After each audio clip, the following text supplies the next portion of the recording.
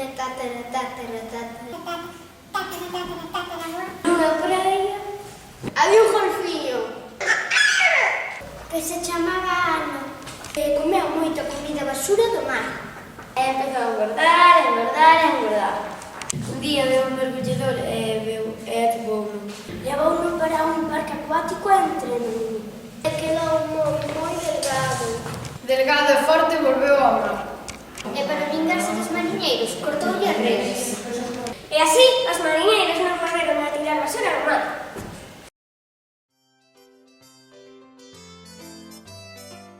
Chámome Mateo e teño 7 anos e vivo en Teixeira.